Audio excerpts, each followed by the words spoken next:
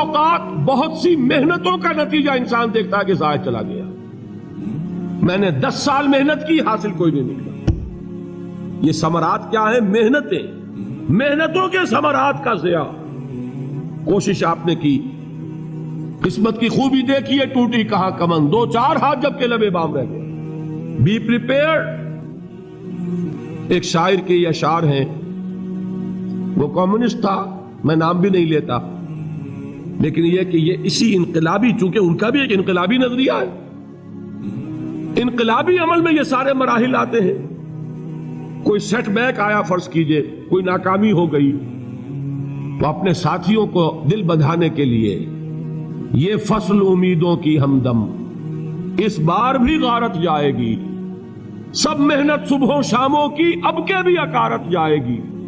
میرے نبی کے ثمرات کا جو لفظ یہاں آیا ہے، وَنَقْصٍ مِّنَ الْأَمْوَالِ وَالْأَنفُسِ وَالثَّمَرَاتِ، سب محنت صبحوں شاموں کی اب کے بھی اکارت جائے گی۔ دھرتی کے کونوں کھدروں میں پھر اپنے لہو کی کھاد بھرو، پھر مٹی سینچو اشکوں سے، پھر اگلی رت کی فکر کرو، پھر اگلی رت کی فکر کرو، جب پھر ایک بار اجڑنا ہے۔ ایک فصل پکی تو بھر پایا، تب تک تو یہی کچھ کرنا ہے۔ ایک مقصد ہے سامنے، انقلاب برپا کرنا ہے۔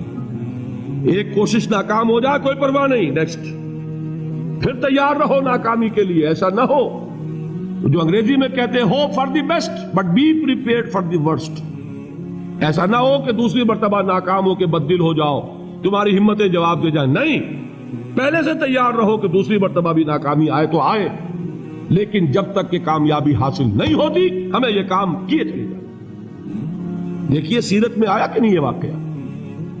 بدر میں مسلمانوں کو فتح ہوئی تو احد میں زک پہنچی کہ نہیں؟ 70 صحابہ شہید ہوئے کہ نہیں؟ اگر ان کی ہمتیں جواب دے جاتی تو گاڑی کیسے چلتی آگے؟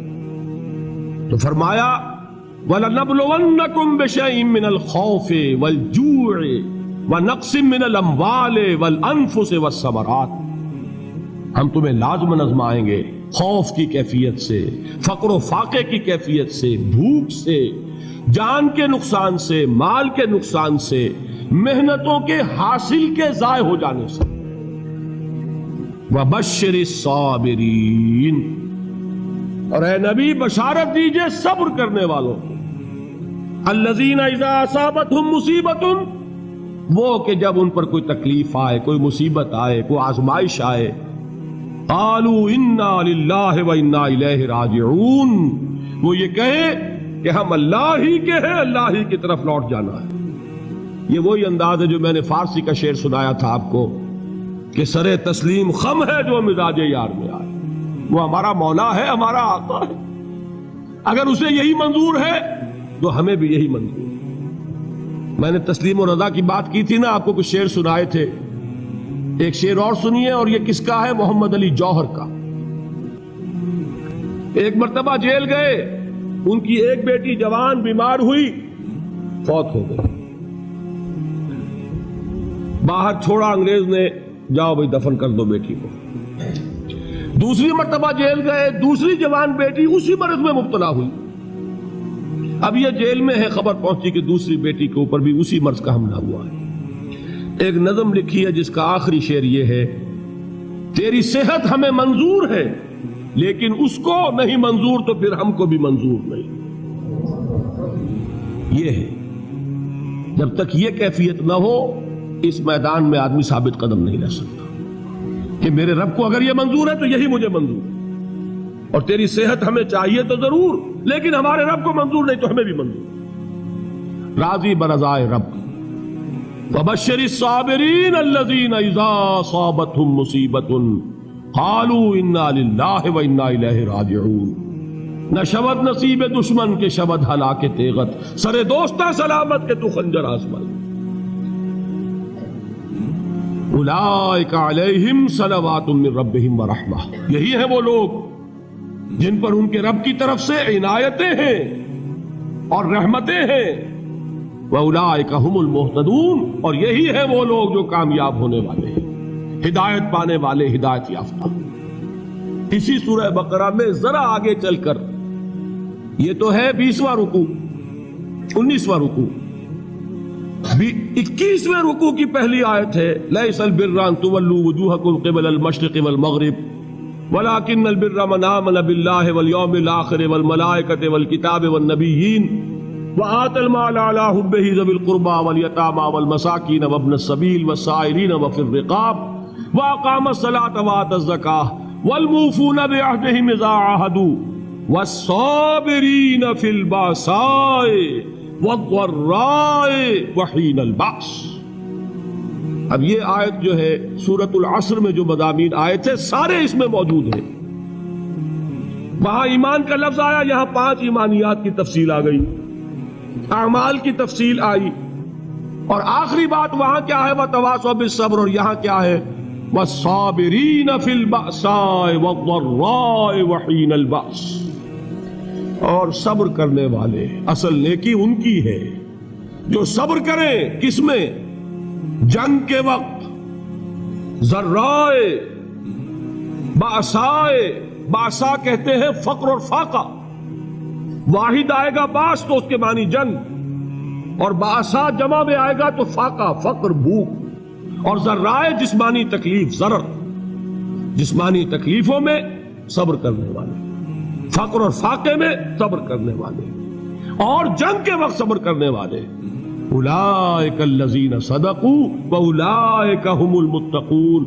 یہ ہیں وہ لوگ جو صبر کرنے والے ہیں، یہ ہیں جو سچے ہیں، جو اپنے دعوے میں نیکی کے اور ایمان کے صادق ہیں، اور یہی وہ لوگ ہیں جو متقی. اگلی سورت ہے سورہ آل عمران. اس میں 2 لفظ آئے ہیں آخری آیت، یا ایھا الذین آمنوا اصبروا وصابروا ورابطوا واتقوا اللہ لعلکم تفلحون. دیکھیے یہاں صبر اور صابر جو تعلق جہد اور جہاد کا ہے وہی ہے صبر اور مصابرت. صبر ایک طرفہ عمل ہے، آپ جھیل رہے ہیں، برداشت کر رہے ہیں. صبر علی المعصیہ، صبر علی الطاعہ، صبر علی الابتلاء، یہ سب کیا ہے؟ صبر. اور مصابرت کیا ہے؟ صبر کا صبر سے مقابلہ. یہ سورہ آل عمران اب وقت نہیں ہے، میں آپ کو سناتا اللہ تعالیٰ نے کیسے کیسے مسلمانوں سے کہا مسلمانوں تمہیں زک پہنچی ہے تو انہیں بھی تو پہنچی تھی. ان کے 70 نہیں مارے گئے تھے بدر میں؟ ان کے حوصلے جو ہیں وہ تو پست نہیں ہوئے، وہ اگلے سال آ گئے تم پر چڑھائی کر کے. تم کیوں اتنا برا مان رہے ہو؟ تمہارے دل اتنے زخمی کیوں ہو گئے؟ تمہیں تکلیف پہنچتی ہے تو انہیں بھی پہنچتی ہے. اپنی غیرت جو ہے ہمیں ذرا اس کا جائزہ لینا چاہیے. لوگ باطل نظریات کے لیے کتنی قربانیاں دے رہے ہیں، لوگ باطل چیزوں کے فروغ کے لیے کتنی محنتیں کر رہے ہیں. جیسا کہ میں نے ابھی کہا تھا اسی غیرت کو چیلنج کرنے کے لیے، ذرا آپ کی حمیت دینی کو جوش دلانے کے لیے. قادیانی نوجوان کتنی تعداد میں اپنے آپ کو دین کے لیے وقف کرتا ہے، اور آپ کتنے نوجوان ہیں جو اپنے آپ کو دین کے لیے وقف کرتے ہیں، اور وہ کھاتے پیتے گھرانوں کے لوگ. یہ نہیں ہے کہ اگر کوئی اور کام نہیں کر سکتا تو پھر یہ ہے کہ وہ دین کے کام میں لگ جائے. باصلاحیت لوگ، کھاتے پیتے لوگ، ذہنی استعداد رکھنے والے لوگ، اونچے گھرانوں کے لوگ، وہ وقف کریں اپنے آپ کو دین کے لیے. اس کے بغیر کیسے باہر آ جائے گی، کیسے رونق آ جائے گی؟ تو دنیا میں باطل نظریات والے جو ہیں یہ بات کہی گئی ہے مسلمانوں تم اگر توحید کے لیے لڑ رہے ہو، دیکھتے نہیں ابو جہل کو، اس نے گردن کٹوائی ہے شرک کے لیے، شرک کے لیے گردن کٹوائے، اور تم توحید کے لیے گردن کٹوانے کو تیار نہ ہو. اس نے گردن کٹوائی کہ نہیں کٹوائی؟ اور کس طرح کٹوائی ہے؟ کیونکہ بڑا متکبر قسم کا، فرعون قسم کا شخص تھا.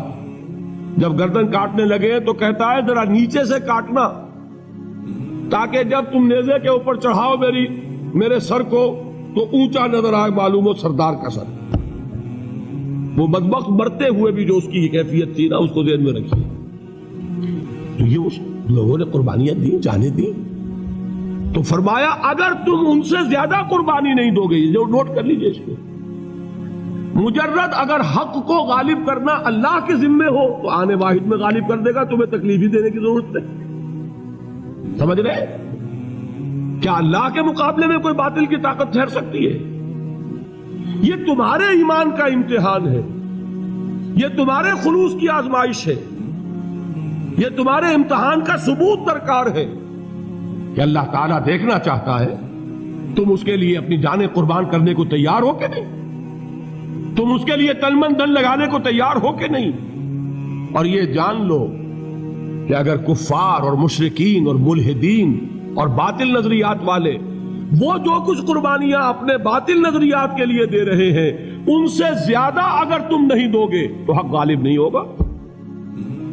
انہوں نے جو صبر کیا ہے اپنے باطل نظریات پر، اگر تم اس سے زیادہ صبر کا ثبوت نہیں دو گے اپنے اس حق پر تو حق غالب نہیں ہوگا۔ اس لیے فرمایا یا ایھا الذین آمنوا اصبروا وصابروا، نہ صرف یہ کہ صبر کرو بلکہ صبر میں اپنے دشمنوں سے آگے نکلو، ان کے صبر سے بڑھ کر صبر کرو۔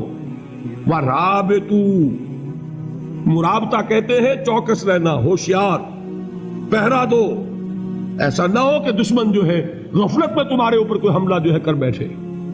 وَاتَّقُوا اللَّهَ، اور اللہ کا تقوی اختیار کرو، لعلکم تفلحون، تاکہ تم فلاح پاؤ۔